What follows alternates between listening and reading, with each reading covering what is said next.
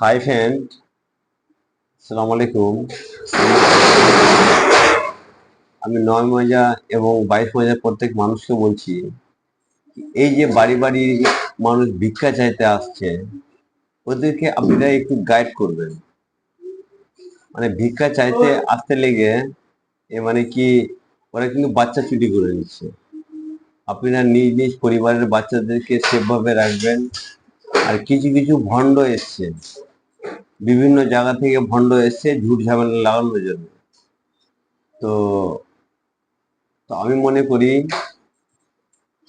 কি, সুজাপুর এবং 22 মৌজার মানুষ একটু সতর্ক হন। বাইরের মানুষ যে কেউ হোক, সন্দেহ জাগলে পুলিশকে ফোন করেন না। মানে এরা ঝুট ঝামেলা লাগানোর জন্য কিছু মানুষ এসছে।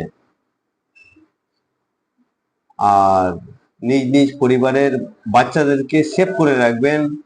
যারা ভিক্ষুক, ওদেরকে আপনারা নিজের চোখে দেখে, যাদের হাত পা ঠিক আছে, ওদেরকে ভিক দিবেন না। ওদেরকে বাড়ি থেকে লাত মেরে পালিয়ে দিবেন। যারা অক্ষম, চোখ নাই, হাত নাই, কান নাই, ওদেরকে আপনারা ভিক্ষা দিবেন। তো আল্লাহ পাকও খুশি হবে, আপনিও খুশি হবেন।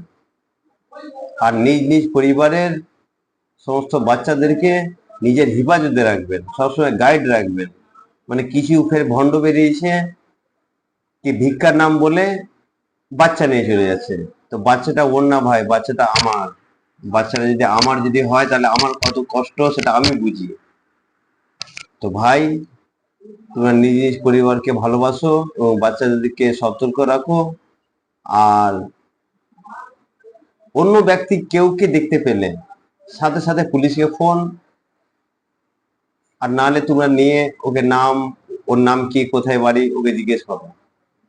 ওটাও যদি না পারবে, থানাতে থানাতে ডাইরেক্ট ফোন করবে তোমরা। এ বলে ভাই, আজকে এরকম বক্তব্য এখানে শেষ করছি। নেক্সট ভিডিওতে আমি আবার তোমাদের কিছু বলবো। আসসালামু আলাইকুম ভাই।